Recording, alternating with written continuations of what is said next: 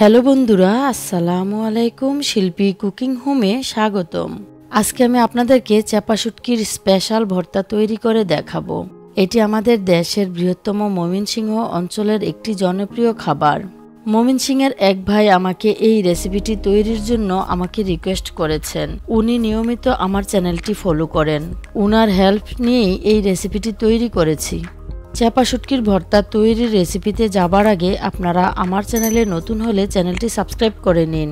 যারা সাবস্ক্রাইব করে পাশে আছেন তাদেরকে অসংখ্য ধন্যবাদ।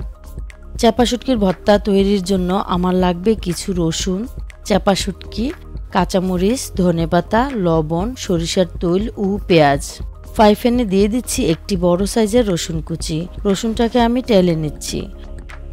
রসুনটা এরকম একটু পোড়া পোড়া করে টেলে নেওয়ার পর এক সাইডে রেখে এখন 8-10টি কাঁচামরিচ দিয়ে এগুলোও টেলে নিব। মরিচটাকে এরকম করে মুখটাতে একটু কেটে নিয়েছি যাতে মরিচটা ফুটে গায়ে না পড়ে। রসুনটা উঠিয়ে রেখে এবার 1 কাপ পেঁয়াজ কুচি দিয়ে পেঁয়াজটাকেও ভেজে নিচ্ছি। রসুনটাকে দিয়ে পেঁয়াজ, রসুন ও কাঁচামরিচটা একসাথে আরেকটু ভেজে নিচ্ছি। রসুনটা যাতে সিদ্ধ হয় ওটা খেয়াল রাখবেন। এখন মাঝখানে একটু ফাঁকা করে 2 চা চামচ পরিমাণ সরিষার তৈল দিয়ে তাতে 4টি চেপা শুটকি দিয়ে ভেজে নিব। অবশ্য চেপা শুটকিটাকে ভালোভাবে ধুয়ে নেবেন। এই অবস্থায় শুটকিটা কিন্তু গলে যাবে, মাথা ও কাঁটাগুলিও গলে যাবে।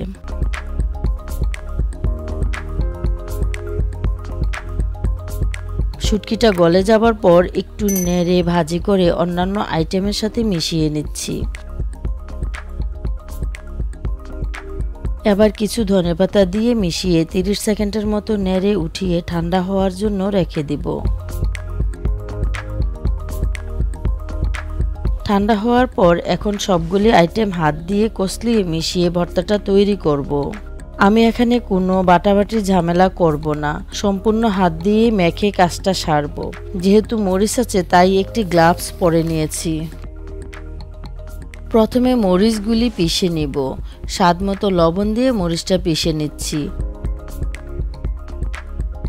এখন রসুনগুলি পিষে নিব। ভাজি করে নেওয়ার ফলে রসুনটা অনেকটাই সফট হয়ে গেছে। অবশ্য হাতে পিষতে না চাইলে আপনারা শিলপাটা, হামানদিস্তা বা অন্য কিছুতেও পিষিয়ে নিতে পারেন। এবার সবগুলি আইটেম একসাথে করে মেখে নিচ্ছি। আপনারা একটু সময় নিয়ে হাত দিয়ে ভালোভাবে মিশিয়ে নেবেন, তাহলে ভর্তাটা একদম পারফেক্ট হবে। যারা চেপা শুটকি খেতে ভালোবাসেন বা ভর্তা খেতে ভালোবাসেন তারা বাসায় তৈরি করে মজা করে খেতে পারেন। নর্মাল ফ্রিজে 1 সপ্তাহ পর্যন্ত রেখে খেতে পারবেন। তৈরি হয়ে গেল আমার হাতে মাখা চেপা শুটকির স্পেশাল ভর্তা। আমার এই রেসিপিটি যদি আপনাদের ভালো লাগে লাইক, কমেন্ট, শেয়ার করবেন। আল্লাহ হাফেজ।